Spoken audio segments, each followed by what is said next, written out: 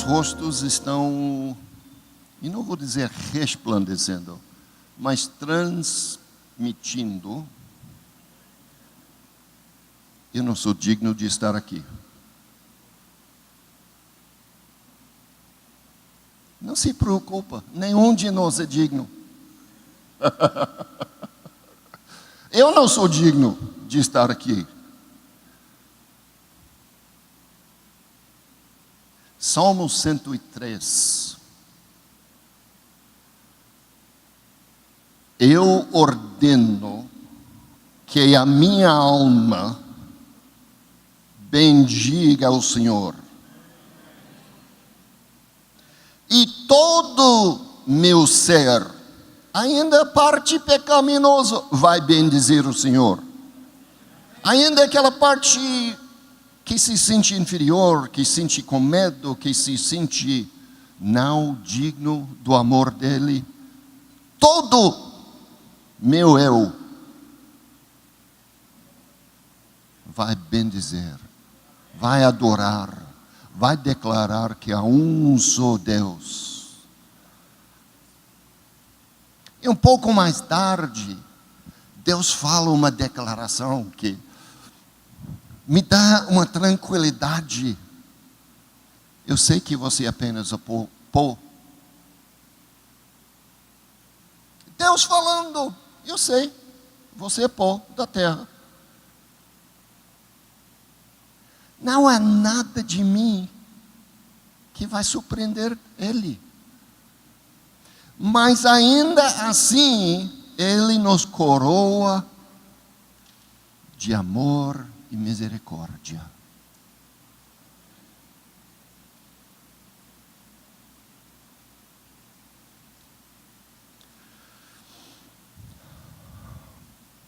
Quantos aqui são ministros de Jesus? Na verdade, todo mundo deve levantar. Se for tempo integral ou não, somos ministros dele. Alguém aqui já foi chamado para um hospital para orar para quem estivesse doente? Agora eu não sei vocês. Eu vou citar uma historinha.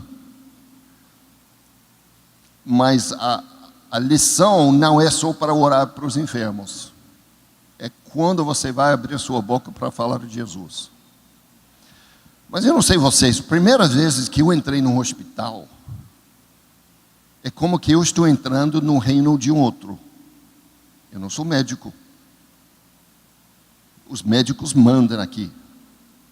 Eles dizem quem pode visitar o paciente, quem não, que horas podem, quando não, o que o paciente vai comer. Eu estou entrando num reino que não é meu. E a primeira vez que você entra, bom, então, eu estou fora da minha ambiente. Como é que eu posso ordenar vida se o médico já está declarando a morte? E se você entra para orar naquela atitude que eu não sou digno de estar aqui, as suas orações vão sair da sua boca como massa molhada, colar no chão e não faz nada no mundo espiritual.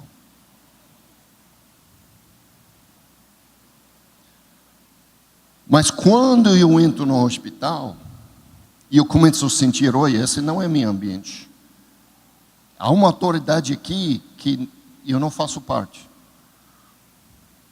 Eu levanto as minhas mãos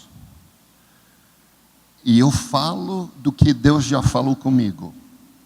Você é chamado meu, você é ungido meu. Eu, Deus falando, tenho toda a autoridade nos céus e na terra, e eu te dou. Eu me faço lembrar as verdades. Aí minha atitude muda. Eu não sou um não digno.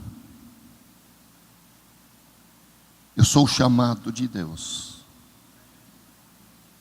Eu não estou aqui na minha autoridade, Estou aqui na autoridade dele. Eu sou um embaixador. O embaixador não fala sua opinião sobre o conflito das nações, ele fala as opiniões do seu governo.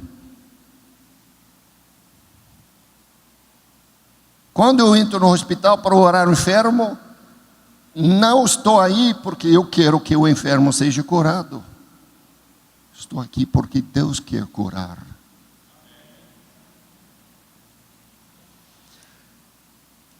E essa mudança de mente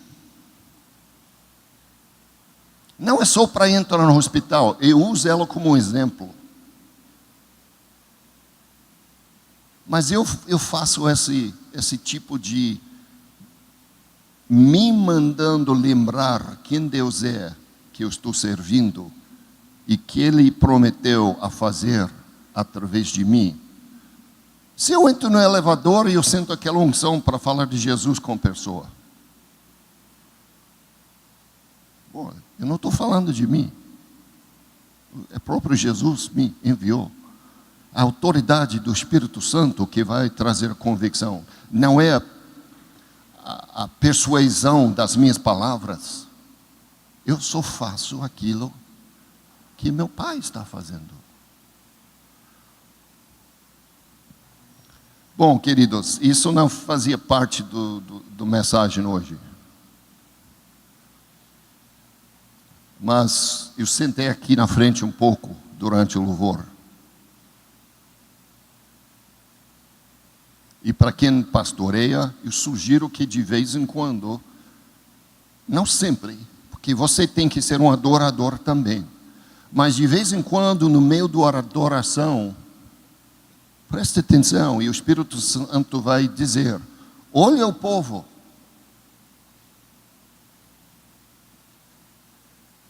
Porque quando estamos adorando, às vezes o Espírito deixa transparecer para quem estiver com olhos abertos no Espírito, as lutas na vida das pessoas. E às vezes você vai ver coisa que é só para orar. Às vezes você vai ver coisa que Deus quer que você fala. Uma exortação, uma repreensão.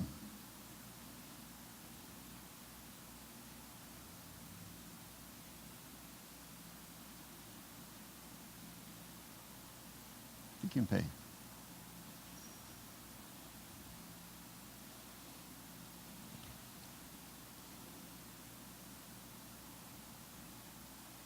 O Espírito Santo está sobre você muito forte. E alguma tristeza no teu coração que Ele conhece. Agora levanta as suas mãos para Ele.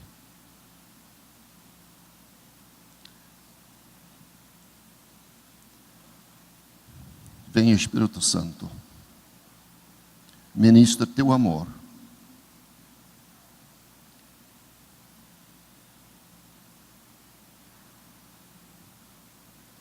Sara toda ferida de alma que o inimigo tem feito. Coroa ela com seu amor e sua misericórdia.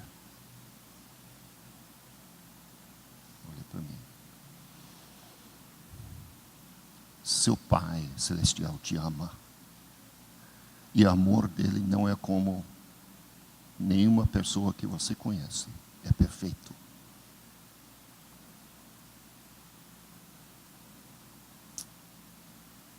Aleluia, Pai.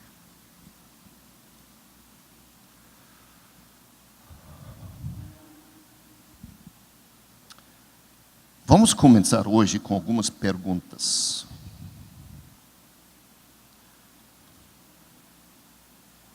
Que eu quero que vocês me digam se quiser ou não ter essas coisas na sua vida.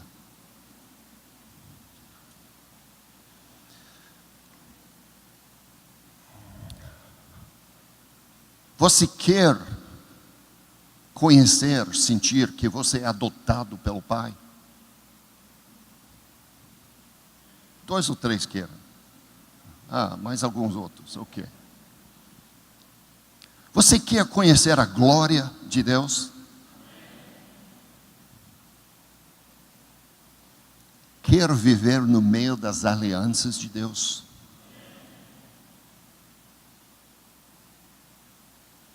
Você quer ser um adorador que adore em espírito e em verdade? Quer viver as promessas de Deus na sua vida?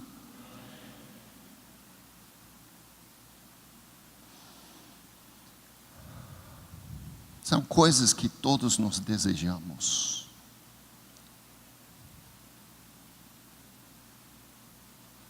Mas nós agimos de forma que nos cortou e nos afastar dessa herança. De uma certa forma, hoje é uma continuação de ontem à noite. E abra sua Bíblia, se tiver, para Romanos 9. E só deixa marcado o dedo aí, que nós vamos voltar a ver. Mas antes que a gente leia em Romanos 9, vamos ler em Êxodo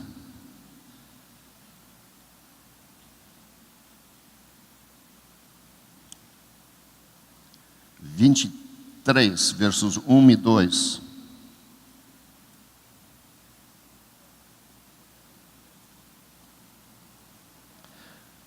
Então, lendo do livro de Êxodo,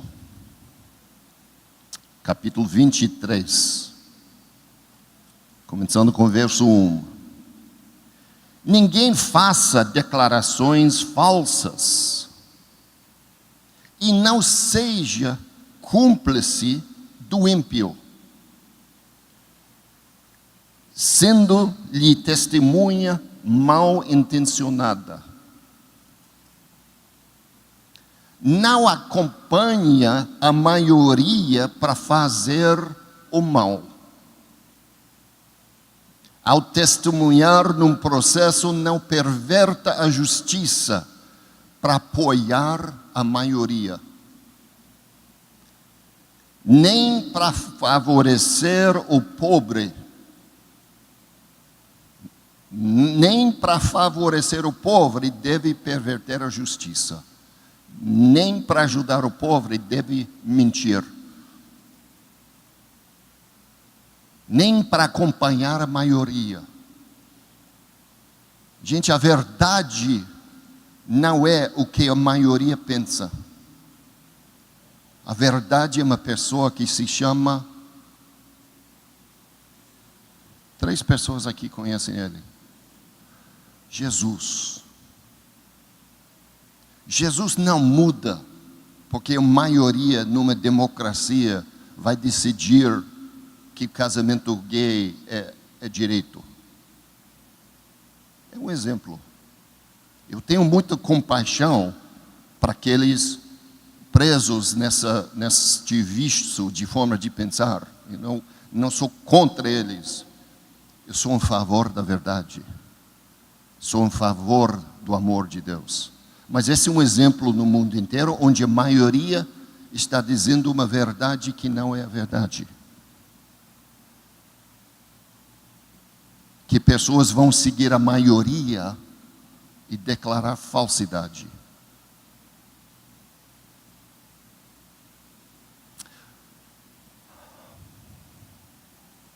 Agora podemos abrir para Romanos 9.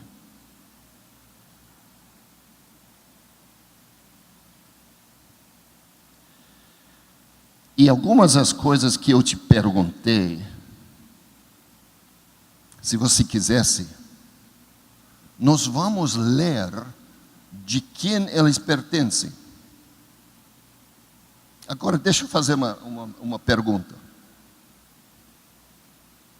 Você está andando num caminho e você encontra um terreno aqui com uma cerca, uma muralha, qualquer coisa.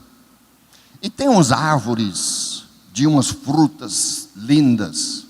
Qual tipo de fruta você gosta mais? Então imagina lá, este fruta, lindo, bonito, e você está morrendo de fome.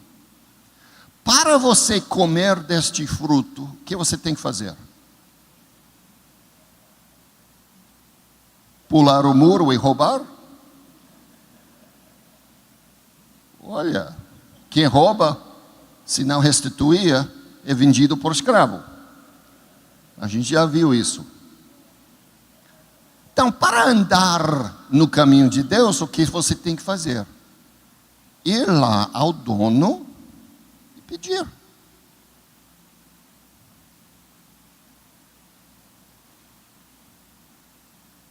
É a única maneira correta de pegar. O dono pode dar, o dono pode vender, isso depende da sua conversa com ele. Se ele diz, olha, fica à vontade, entra quanto quiser e pega, você está livre para pular a cerca e pegar. Mas se o dono te dar permissão, você está fazendo de ladrão. Todo mundo concorda com isso? Ok.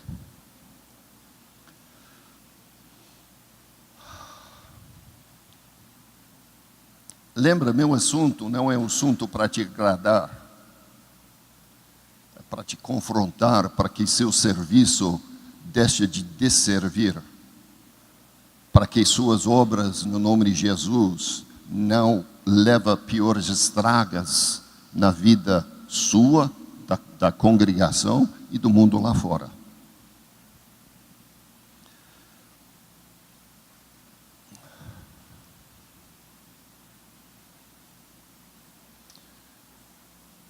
Vamos começar com o verso 1 de Romanos 9.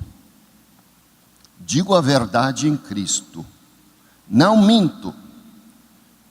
Minha consciência o confirma no Espírito Santo. Tenho grande tristeza e constante angústia em meu coração. Pois eu até desejaria ser amaldiçoado e separado de Cristo por amor dos meus irmãos, os da minha raça. De quem ele está falando aqui? Israel, o povo judeu. E por muito deles não reconheceram Jesus, ele levava essa tristeza no coração.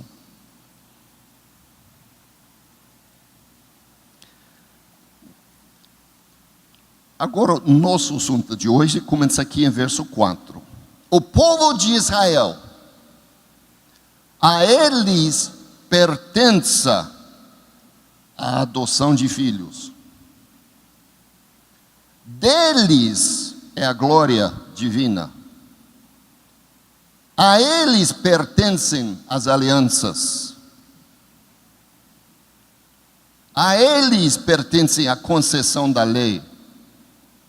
É deles a adoração no templo. São deles as promessas. Deles são os patriarcas.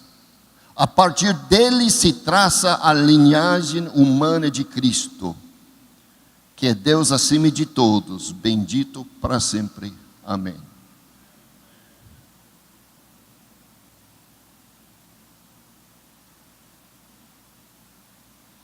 Ontem à noite, o assunto tratava da sua vida individual. O que se fala? E quando nós usamos nossa língua errada, que ela cria e traz consequências, maldições sobre nós. Que às vezes nossa linguagem rouba de alguém, mata o caráter de alguém, e se você não pode restituir o que foi roubado, você se torna escravo.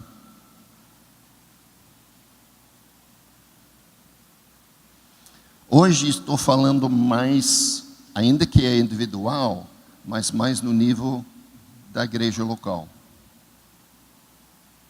E não só dessa, mas de toda qualquer igreja local.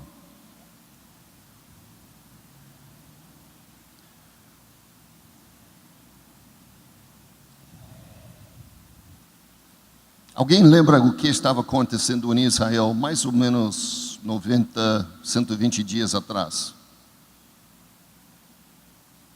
Um conflito com Gaza, o povo palestino, a liderança de Gaza, que escolheu o nome Hamas, e nós vamos olhar o que significa Hamas,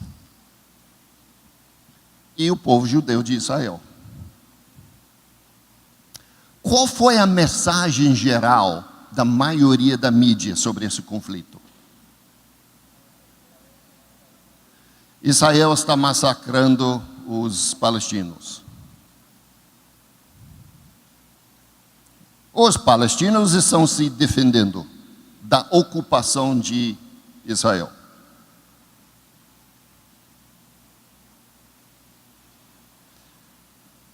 A nossa cultura ocidental se alegre em ajudar o coitado, o pobre, o necessitado.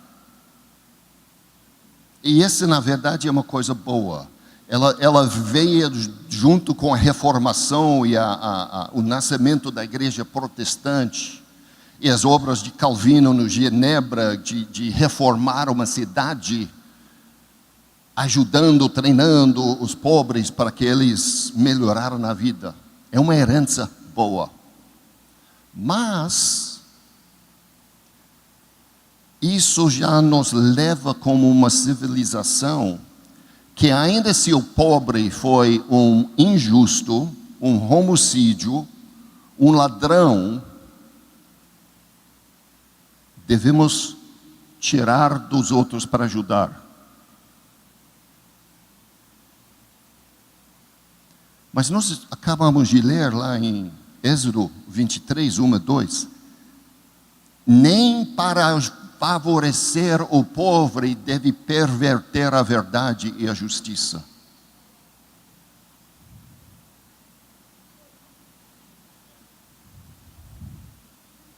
Agora, eu podia parar ali e só deixar vocês pensarem sobre o Brasil, e o Espírito Santo leva essa questão fundo. Mas isso é entre você e o Espírito Santo sobre o Brasil, porque eu estou falando sobre a igreja e a eternidade. Terminei ontem à noite falando que quando Deus quis a igreja, Ele falou com quem? Com Israel. A igreja saiu de Israel. A igreja só se mantenha viva, saudável, se estiver enraizado em Israel. E a igreja que se separa de Israel, morra. Hoje em dia, a maioria da igreja apoia os palestinos e é contra Israel. Eu já vejo isso todo mês em Jerusalém, que temos uma reunião chamada Homens em Ministério. Nem precisa ser pastor consagrado, mas você está lá como missionário, como ministro, enviado para apoiar. Na última reunião que eu fui, éramos 53 pessoas. Sabe quantos estavam lá para abençoar o povo judeu? 7. 48 ou 46 estava lá para abençoar e trabalhar com os palestinos.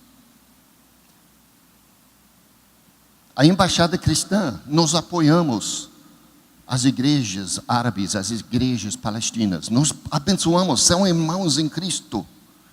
E não estou contra a igreja evangelizar e apoiar e trabalhar com os árabes, os palestinos. Mas estou contra a igreja deturpando a verdade para apoiar o pobre. E mentindo contra Israel para tentar abençoar o povo palestino. Na verdade, a embaixada cristã é o único ministério evangélico em Israel que trabalha com todas as partes da igreja. Trabalhamos com os judeus messiânicos, trabalhamos com os árabes evangélicos. Temos contato e ministramos e testemunhamos junto com o governo e toda a sociedade de Israel. Trabalhamos com os Druze, que os Druze não são nem judeu, nem muçulmano, nem cristão. Trabalhamos com os beduínos, que são muçulmanos, mas uma cultura completamente diferente do que os muçulmanos da cidade. Por quê? Deus ama todos. Tem gente que eu conheço que são zionistas. Zionista é uma palavra derivada de Sião, se refere a monte onde Davi instalou a capital, e Zion passou um tempo, se referiu a toda Israel. Zionista é aquele que acredita que o nascimento de Israel como nação faz parte do plano de Deus, é um direito do povo judeu. Muitos zionistas olham para mim e dizem: como você pode apoiar os cristãos árabes?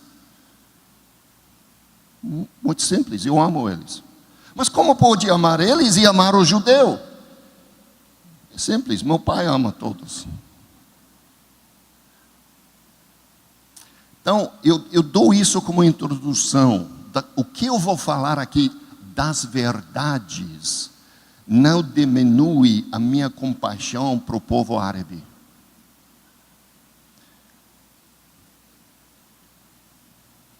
E as maldades saindo de Hamas não é do povo árabe, é de uma religião falsa chamada islamismo.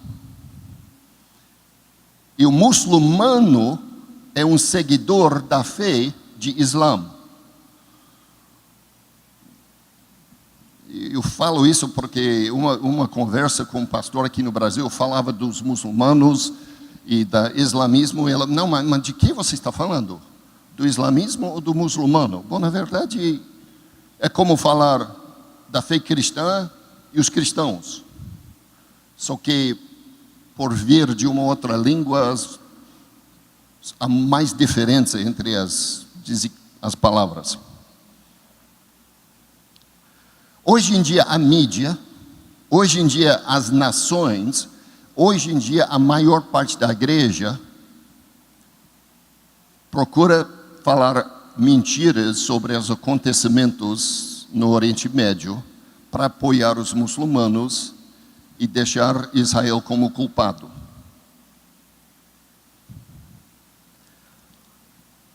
Israel nasceu como nação no ano 1948. De 1948, os números de muçulmanos mortos no Oriente Médio passa de milhões. Os muçulmanos que morreram em conflitos com Israel é menos de 2% do total dos muçulmanos mortos. Por quê? Muçulmano faz guerra com muçulmano porque cada denominação acha que o outro merece morrer e ir para o inferno, porque não concorda com eles. E a fé islâmica é dividida em duas casas grandes.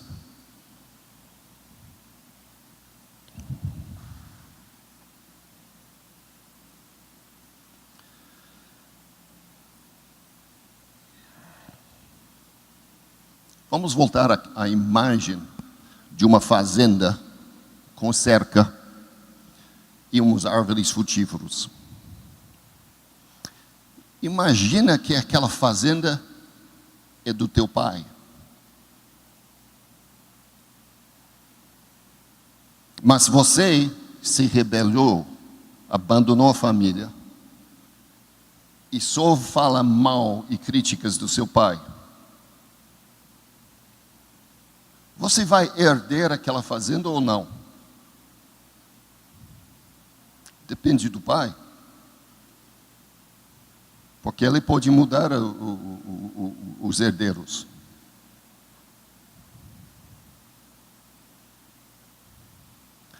Paulo diz que Israel, os patriarcas, são nossos pais. Quantos aqui têm filhos? Ótimo. Qual um dos primeiros versículos que você ensinava para o seu filho? Honra teus pais para que tudo vá bem contigo e tenha uma vida longa. Honra teus pais. Se a escritura está correta, eu deixo vocês decidir se a escritura está correta ou não. Eu creio que é. E Paulo está correto falando que Israel, os patriarcas são os nossos pais. Devemos honrá-los para que temos uma vida boa como a igreja e uma vida longa como a igreja.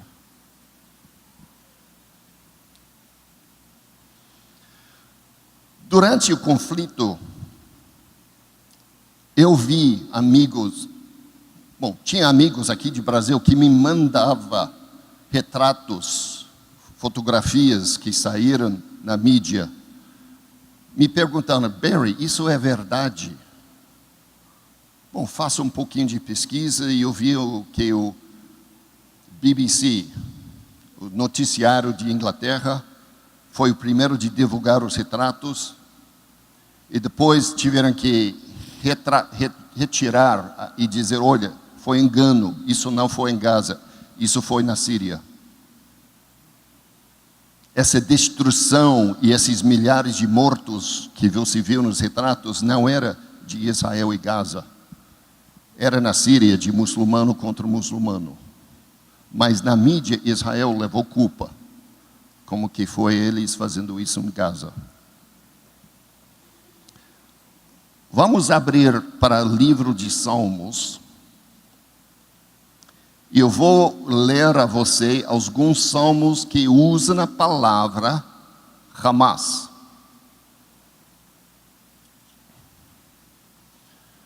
Mas vamos começar com o Salmo 83.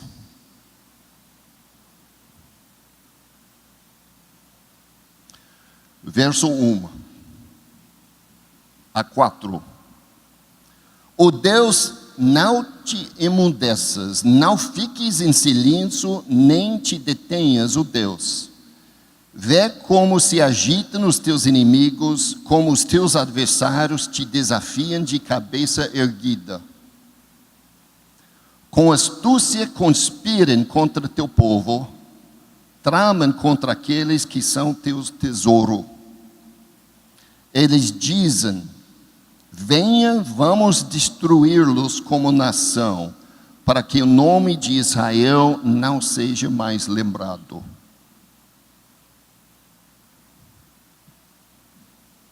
Este é um resumo da motivação islâmica de destruir Israel.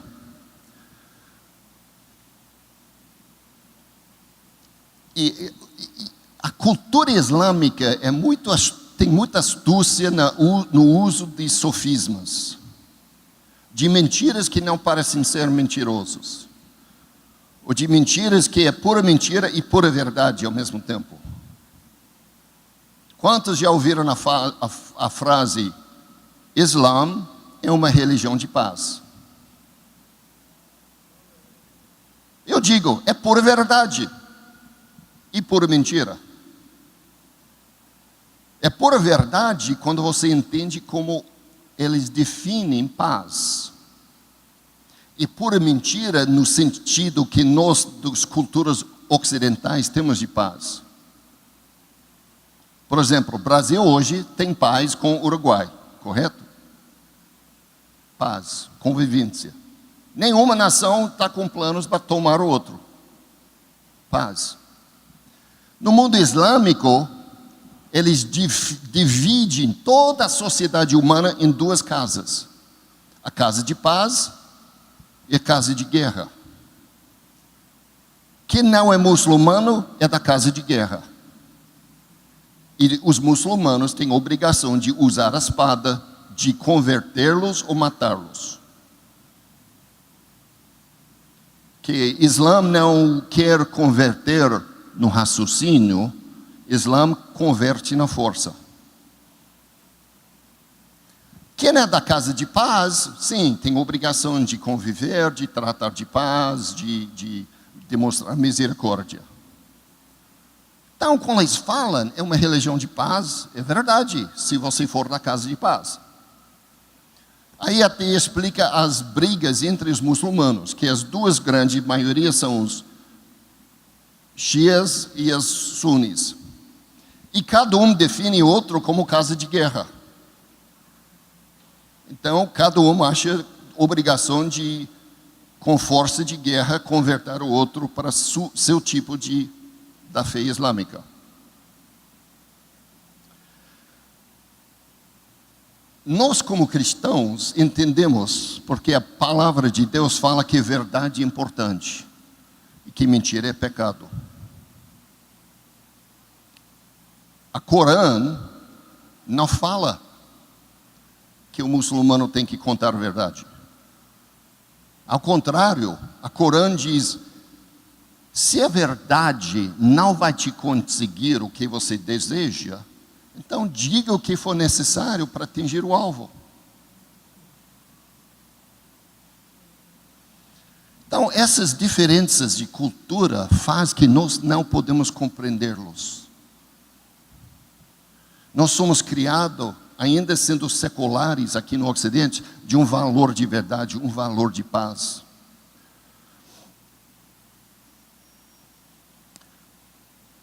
Vamos abrir para o Salmo 55.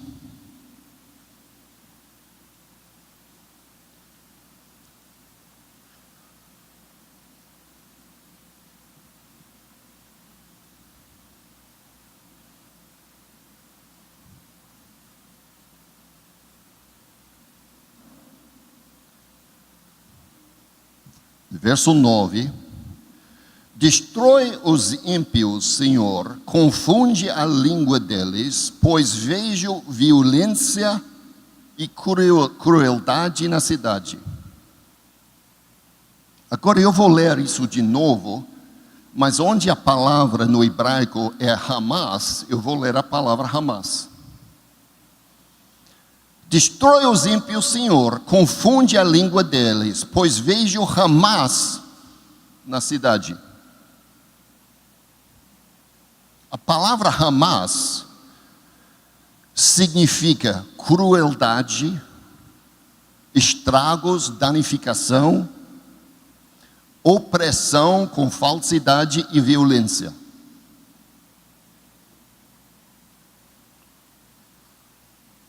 Isso é o sentido no hebraico. Agora, na língua árabe, a Hamas é um sentido pouco diferença. O sentido é fanatismo. E um fanático usa qualquer meio para atingir o fim.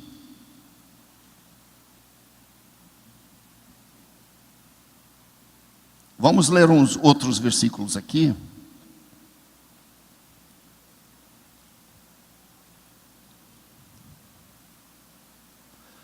Salmos 25, verso 19. Vê como aumentaram os meus inimigos e com que fúria me odeiam. Agora, usando a palavra Hamas. Vê como aumentaram os meus inimigos, o que com fúria me Hamas.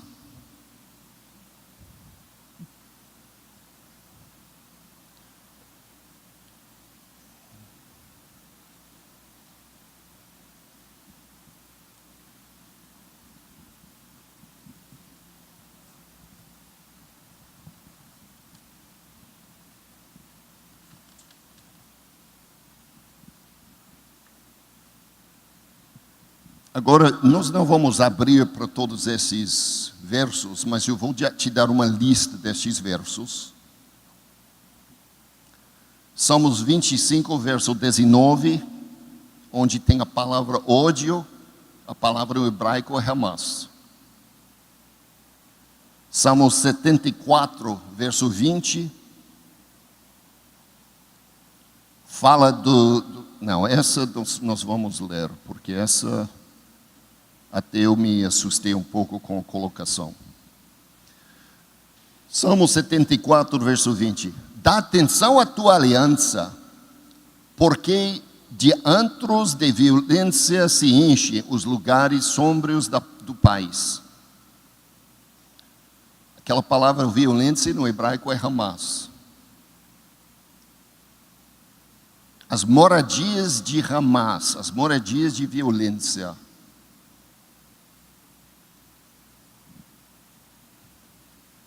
Segundo Samuel, capítulo 22, verso 3. Me salva de Hamas.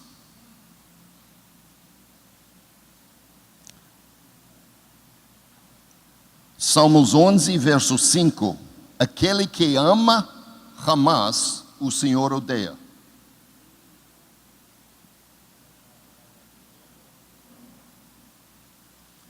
Ezequiel, capítulo 7, verso 11. A violência tomou a forma de uma vara para castigar a maldade. Ninguém do povo será deixado, ninguém daquela multidão, como também nenhuma riqueza, nada que tenha valor sobrará. A Hamas tomou a forma de uma vara para castigar a maldade do povo e acabar com tudo de valor.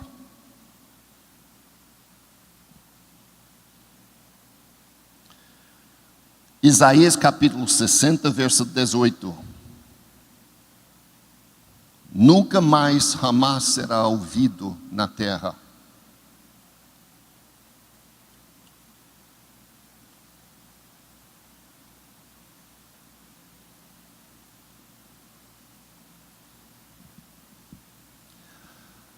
Quando a igreja, e eu falo da igreja porque a igreja me preocupa. Quando a mídia faz a colúnia, eu não gosto. Mas eu não sou um ministro no meio da mídia, sou um ministro no meio da igreja.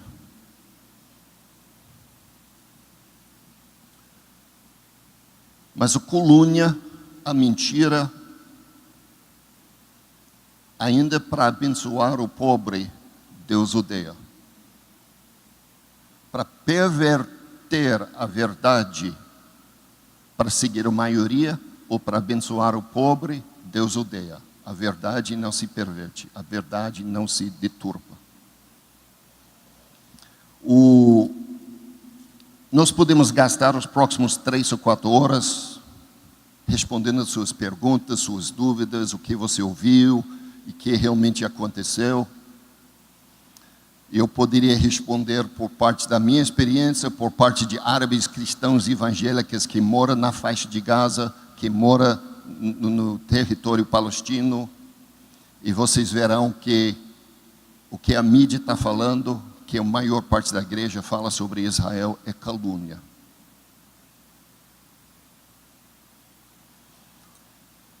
Do que você não sabe de primeira mão, não se fale. Isso é parte das instruções sobre a língua, que não deu muito tempo lá. Mas um homem pode ser condenado à morte pela justiça se tiver 2 ou 3 testemunhos. E os testemunhos têm que ser testemunho de primeira mão. Eu estava lá, eu vi. Quando se repete um testemunho que você não presenciou, você está praticando a lishon hara, a língua maligna, a defamação, a calúnia, a maledicência, que Paulo diz é como bruxaria.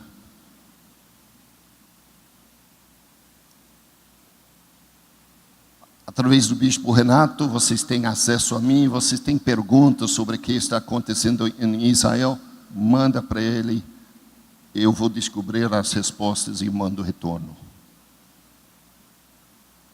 Mas se nós queremos estas coisas que Paulo diz são deles, a glória de Deus, as promessas, a adoção como filhos, nós temos que honrar os pais, para que isso flui com liberdade em nós.